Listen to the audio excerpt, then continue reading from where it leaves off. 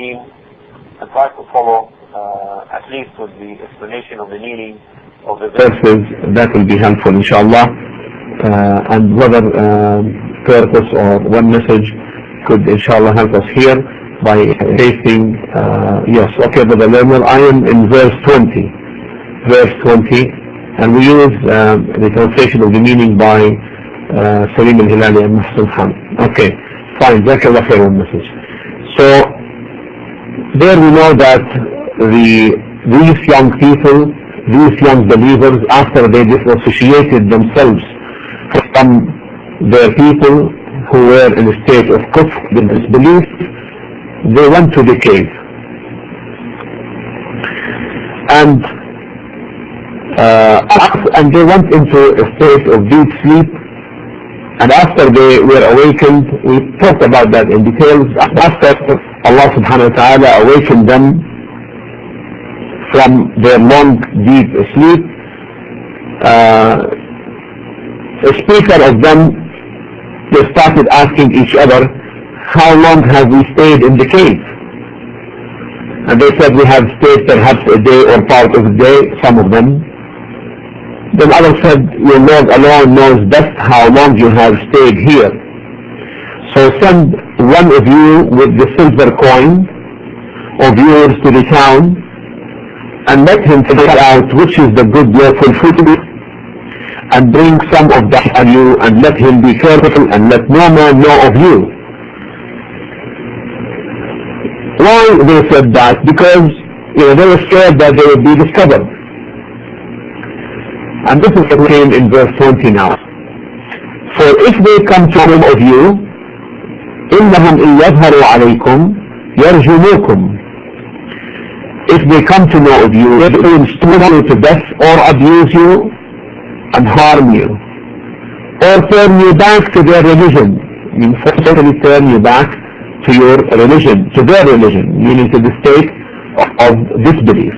And in that case, you will never be successful. In that case, you will never be successful. Now comes, therefore, the verse for the explanation of tonight. Here Allah subhanahu wa ta'ala says in verse 21 now,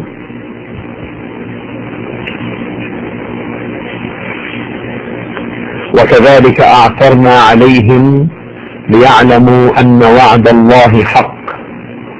And thus we made their case known.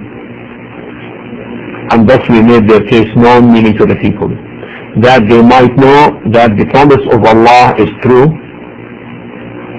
وأن الساعة لا ريب فيها, and that there can be no doubt about the hour. إذ يتنازعون بينهم أمرهم. Remember when they, meaning the people of the city, disputed among themselves about their case, about the case of these young people. And they said, construct a building over them. فَقَالُوا ابْنُوا عَلَيْهِمْ بُنْيَانًا. Their Lord knows best about them. Then those who won their point, they said, most probably the disbelievers, we verily shall build a place of worship over them. So let's explain these verses, inshallah, one by one, or part by part. Allah says, وَكَذَلِكَ أَعْثَرْنَا عَلَيْهِمْ, and thus we made their case known. And thus we made their case known. Meaning Allah made their case, the case of these young people, these young believers, made their case known to their disbelieving people. Why? Allah subhanahu wa ta'ala says, لِيَعْلَمُوا أَنَّ وَعْدَ اللَّهِ حَقٌّ, so that they might know that the timing of the hour and the establishment of the hour is true, because they deny it. Their people deny the establishment of the hour.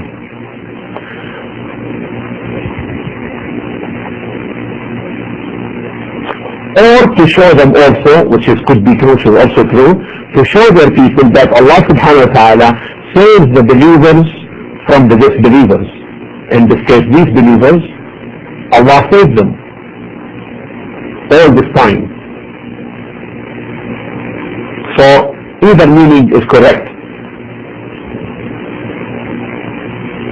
Concerning the establishment of the hour, ليعلموا أن وعد الله حق, that there is no doubt about it, that it will occur, that there is no doubt about it.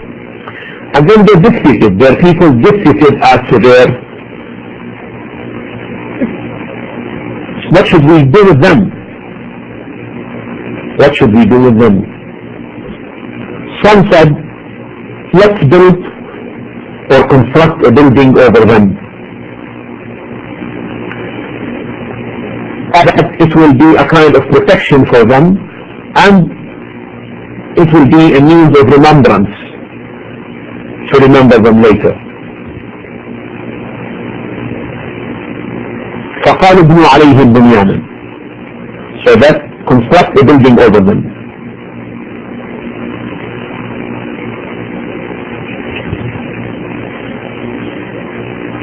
ربهم أعلم بهم, they said their Lord knows best about them, meaning knows best about them. Here they stay 309 years, not eating, not drinking, and not changing in their physical status. So that's why these people said, ربهم أعلم بهم, their Lord knows best about them. But then there can be other opinion. قال الذين غلبوا على أمرهم, and their leaders amongst them, among their people said, لنتخذن عليهم مسجدا. Instead of making or constructing a building over them, let's build a place of worship, a place of prayer over them. Such action, places of prayer, and especially mosques over graves, these are serious ways that lead to associating partners with Allah, that lead to shirk. Establishing, building mosques over graves, even if these graves are of the righteous people. This is a strong and very attractive way for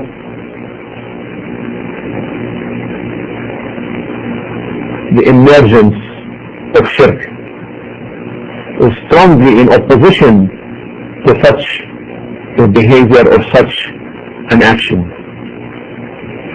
The Prophet ﷺ, when he was dying,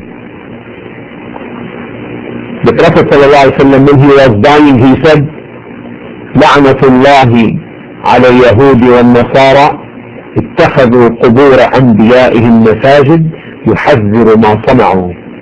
The Prophet ﷺ said when he was dying, the curse of Allah be on the Jews and the Christians. They have taken from the graves of their prophets masajid, places of prayers, يحذر ما صنعوا, warning, meaning this ummah, warning the Muslims as of the behavior of the Jews and the Christians, not to do as they had done.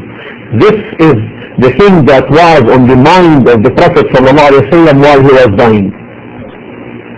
But nowadays, we see this happening in the ummah. If a righteous man dies, in so many places of the Muslim world, they take his body and bury it in the mosque.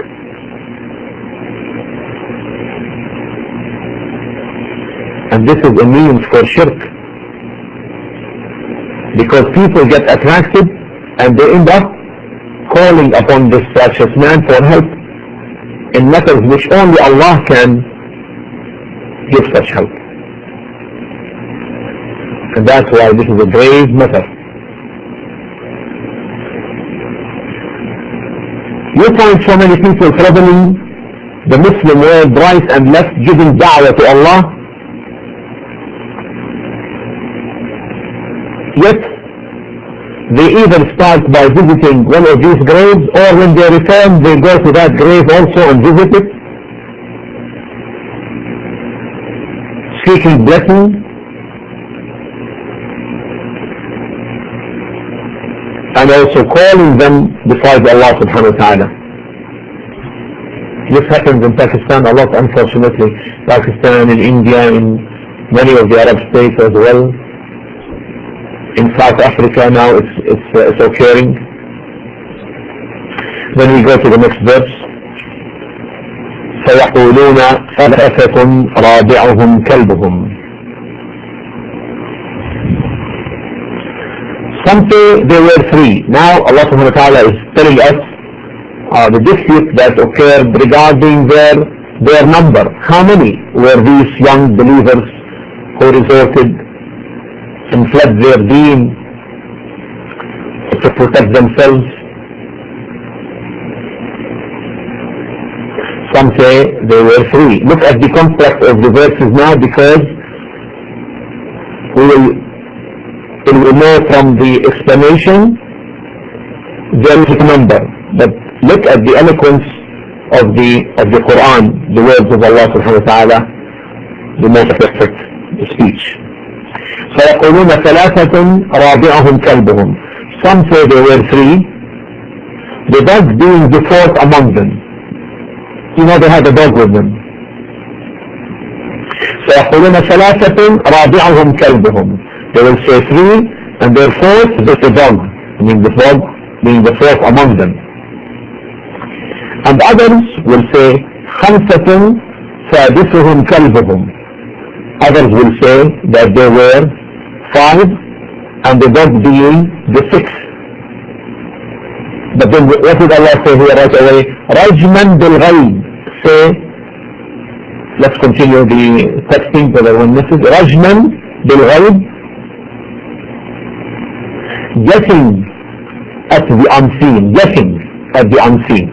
You see, so after Allah said about them that they were three, some say they were three, their dog is the fourth, and some say they were five and the dog being the sixth. Guessing, look at this, guessing at the unseen. Remember this statement, huh? Remember where it's changed in the text, because you're going to get a point of benefit shortly from there, inshallah. Yet others say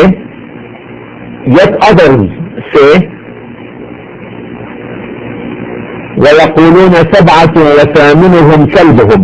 Yet others say there were seven and the dog being the eighth. Period. Did Allah add here guessing at the unseen? Did Allah add guessing at the unseen after saying there were seven and their dog their eighth? Are you following with me, inshallah?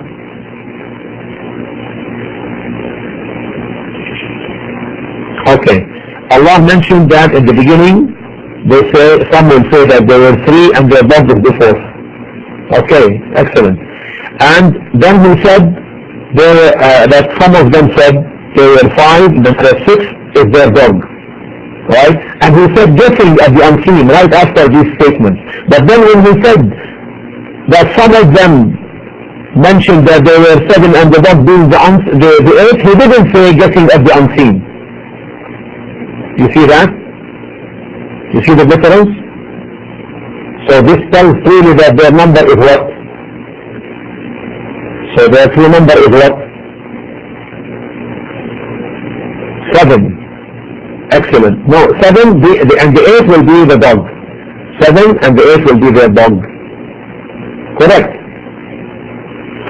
7 and the 8 will be their dog. But here, سيقولون ثلاثة رابعهم كلبهم, meaning either some of them were in the dark, or they were hesitant, meaning sometimes they say they were 3, and sometimes they say 5, and so forth. So now from the story of the people of the cave, we now know of their number from this verse, which we talked about.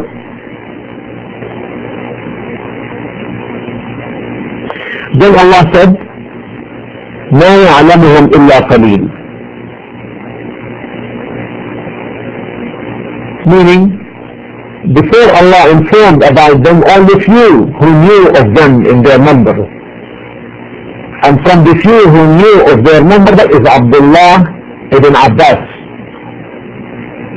Abdullah ibn Abbas, may Allah be pleased with him and his father, the companion of the Prophet Muhammad sallallahu alaihi wasallam, he said, I am from the few who knew their number. Then Allah says, فَلَا تُمَارِ فِيهِمْ, meaning and consult not any of them, meaning from the people of the scriptures, the Jews and the Christians, about the affair of the people of the cave. Don't consult as to their affair, as to their timing, as to their place, and as to what happened to them. Don't consult with that. فَلَا تُمَارِ فِيهِمْ إِلَّا مِرَاءً ظَاهِرًا. So debate not about their number, except with the clear proof which we have revealed to you. And debate is of two kinds.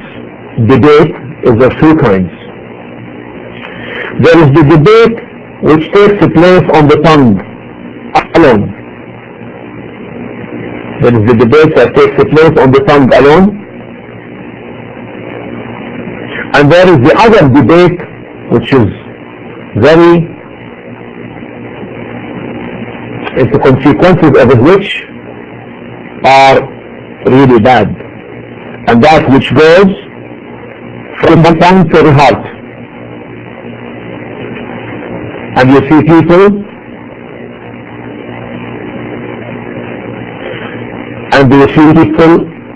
getting angry, puffing, and so excited and so forth. And that's why Allah subhanahu wa ta'ala says here, debating concerning that which has no benefit, don't indulge in it. فَلَا تُمَارِ فِيهِمْ إِلَّا مِرَاءً ظَاهِرًا, except that which is apparent, meaning on the tongue alone. Don't go to that other debate which touches the heart, because there is no benefit at all regarding this matter, how many they were and so forth. And from this we get the following benefit. There is no benefit in argumentation, meaning if there is no benefit in any argument, then a person should get out of it. There is no point in continuing it in that. And therefore also the other benefit is that matters that are not so clear, person should not really indulge deeply in them. Also, one should avoid the argumentation of the people that are known as scholastic theologians or scholastic theology. This is mostly philosophical type of argumentation that is of little value. To the contrary, it really hardens the heart with very little benefit.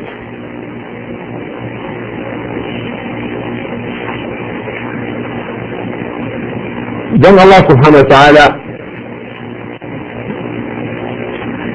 says, وَلَا تَسْتَفْتِ فِيهِمْ مِنْهُمْ أَحَدًا, and consult not of them, whether they were from the people of the book or otherwise, as to their status, their place, their timing. And from this there is the following benefit, that a person should not seek fatwa, seek a religious decree from a person who is not qualified for ifta, even if he claims that he has knowledge. Because fatwa, the matter of fatwa, religious verdicts, has its own regulations and etiquettes.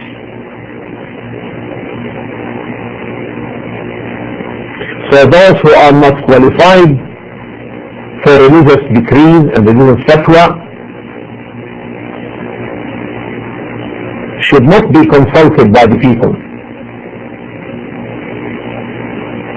even though they may have certain degree of knowledge.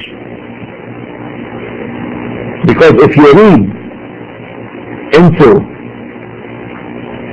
the methodology of fatwa and its regulation, you'll be amazed.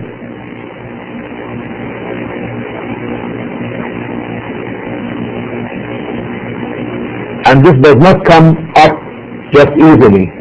It takes time and development for the person of knowledge. And in addition to knowledge, it requires fear of Allah and sincerity. And then comes the other verse, verse 23, وَلَا تَقُولَنَّ لِشَيْءٍ إِنِّي فَاعِلٌ ذَلِكَ غَدًا. And never say of anything, I shall do such and such thing tomorrow. إِلَّا أَن يَشَاءَ اللَّهُ, except with the saying, if Allah will. The addition here is to Muhammad sallallahu alayhi wa sallam, others to the ummah who follow him. And we know from the story of the people of the cave is that the tribe of Quraysh, the pagan Arabs, sent to the Jews who were in Medina, in the city of Medina, in the west of Arabia. They sent, in order to check the Prophet ﷺ truthfulness, they sent a delegation to the Jews, because the Jews were people from the book and they had more knowledge than the pagan Arabs. And they told the Jews, this delegation, that a man has been sent, and he says that he is a prophet, meaning Muhammad sallallahu alayhi wa sallam, Allah sallallahu alayhi wa sallam be upon him.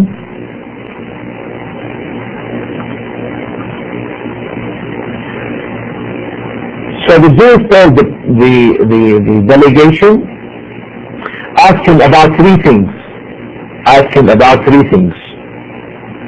About a group of young people, some youth, who left their city and resorted to a cave. Ask him, what about their affair? See if he knows. The second thing was, ask him about a man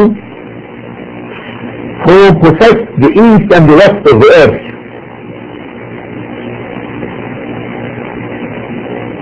And then ask him about the spirit. What does he know about the spirit or the soul?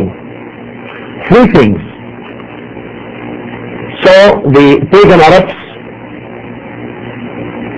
asked the Prophet ﷺ about these three matters. Then the Prophet ﷺ said, أخبركم غدا, I will tell you tomorrow. Then the revelation, any revelation from Allah subhanahu wa ta'ala through the angel Jibreel alayhi salam.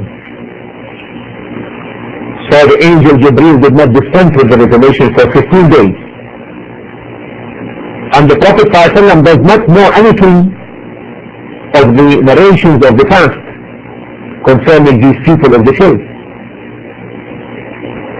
As Allah subhanahu wa ta'ala said, and this is one thing which is in support of the truthfulness of the Prophet Muhammad sallallahu alayhi wa sallam, that he didn't know anything in the narrations of the past, because as Allah says, وَمَا كُنْتَ تَتْلُو مِنْ قَبْلِهِ مِنْ كِتَابٍ وَلَا تَخُطُّهُ بِيَمِينِكَ إِذًا لَارْتَابَ الْمُبْطِلُونَ.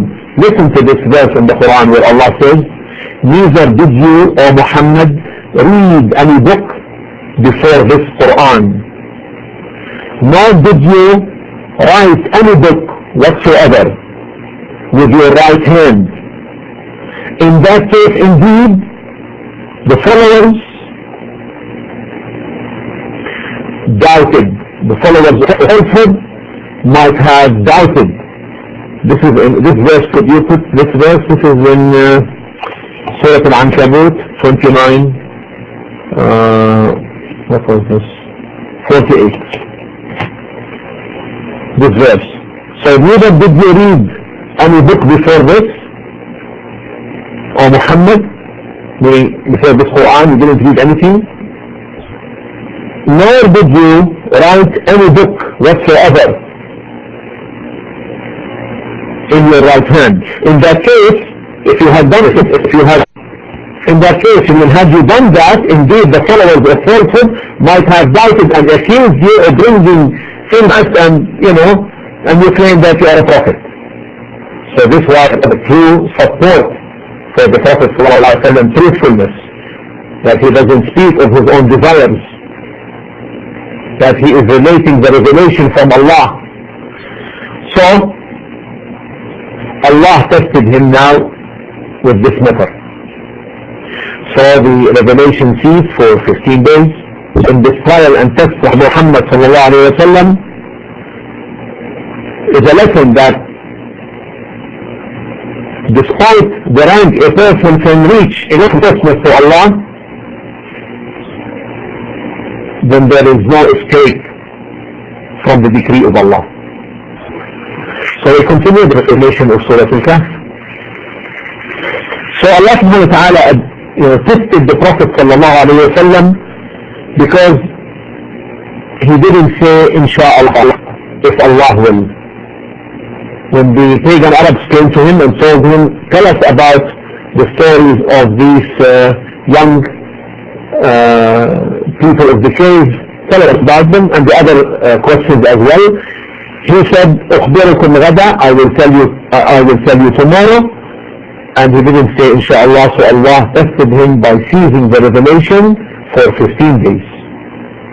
As he tested Prophet Solomon alayhi salam, in that when he said, I will go and have sexual intercourse with my wives, and they were about 90, and I will have from each one of them a boy who will grow up to fight in because of Allah subhanahu wa ta'ala. He didn't say Insha'Allah, and Allah tested him in that, and then there was born only one as a half boy.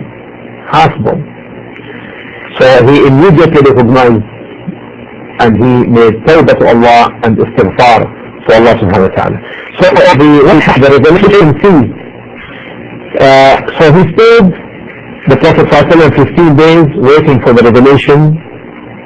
And as you know, the Prophet ﷺ may be distressed that you should say that only when it's linked with Insha'Allah, if Allah will. So from this, when one links his statement to the Mashiach, to the will of Allah, then he will gain two benefits. The first, that Allah will make it easy for him, since he had returned the matter and the affair to Allah subhanahu wa ta'ala. Second, if he doesn't do that, he will not break his oath. He doesn't have to expiate. Lam yahna. He doesn't have to expiate. Okay, suppose someone, here Allah is saying, إِنِّي فَاعِلٌ وَلَا تَقُولَنَّ لِشَيْءٍ إِنِّي فَاعِلٌ. In this verse, Allah is not saying إِنِّي سَأَفْعَلْ, that I will do. And there is a difference between the two, and out of this difference we will gain a good benefit, inshallah, and here it is. So if someone says, سأفعل, I will do such and such, while he is informing, he is telling this as an information, meaning informing as to what is in his heart or her heart, not in terms of being firm as to the occurrence of this deed, then it is not necessitated upon him to say Insha'Allah. For example, let us give an example.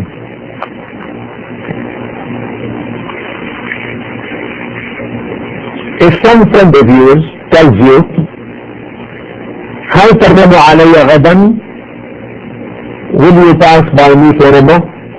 Will you pass by me tomorrow? And if you say yes, now don't say inshallah, if Allah will, then there is no harm in that, because this is informing as to what is in your heart. And that which is in your heart, Allah subhanahu wa ta'ala has willed it already. Then there is no necessity to link it to the mashia, to the will. However, if you intend to say that, yes, tomorrow indeed, with fairness, I will come, then in this way you say, inshallah. This you link it to the mashia. So the first thing is like, خبر عما في قلبك. خبر عما في قلبك, meaning this is like informing as to what is in your heart only. And that which is in your heart is present while you are talking. But if you intend as to that what you're going to do in the future,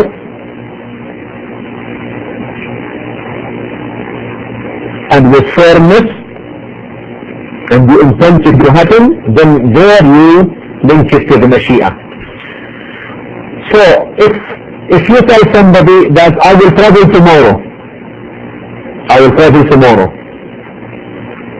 if you are informing as to that which is in your heart, then you don't have to say inshallah, and you are not being blamed.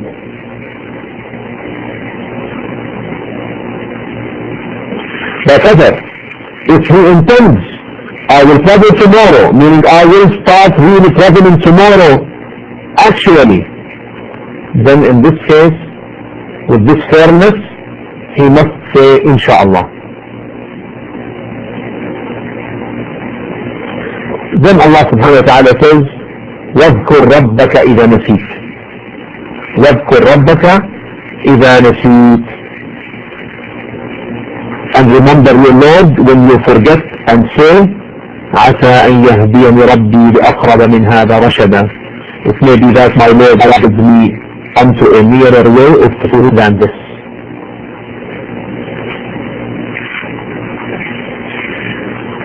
وَاذْكُرْ رَبَّكَ إِذَا نَسِيتَ means remember the command of your Lord by saying inshallah. If you forget to say it and you remember it, then say inshallah when you remember, because the person is subject to forgetfulness. Then say if Allah wills when you remember. So if you forget that, you say it if you remember it. But let me ask you then here in this sense, does it really benefit? Why inshallah is so important? Because we cannot escape the will of Allah. No one escapes the will of Allah subhanahu wa ta'ala. And you have no knowledge of what will occur tomorrow. And in that also there is a linkage with Allah subhanahu wa ta'ala where you care matters to Him. So if a person forgets saying inshallah, then when he remembers that, he may say it. But will it benefit when he remembers it? Will it really benefit him when he says inshallah after he remembers that at a later time? So we have two opinions regarding this. Some of the ulama, rahimahumullah, may Allah's mercy be upon them, they say that it benefits him even if he doesn't remember that except after 1 day or 2 days or 1 year or 2 years even. And the other opinion is that it will not benefit him except that if he remembers within a short period of time. So according to the first saying, there is no explanation. You see the benefit from this. According to the first saying, if you remember despite the period length or the length of the period, then there is no expiation in you. But on the other side, you see the other side, the other opinion is that there is an expiration. And however, by saying it, inshallah, the benefit of that, even though there is an expiration, the benefit of that is that it lifts from upon you the sin. It would be beneficial in the sense it would lift up the sin. And therefore, inshallah, we can stop here. Now we finished till verse 24. Verse 24, inshallah ta'ala. And we continue and every Friday night, inshallah, like this time Thursday evening, or the night of Friday, inshallah, we can explain more about Surah Al-Kahf until we finish it, inshallah.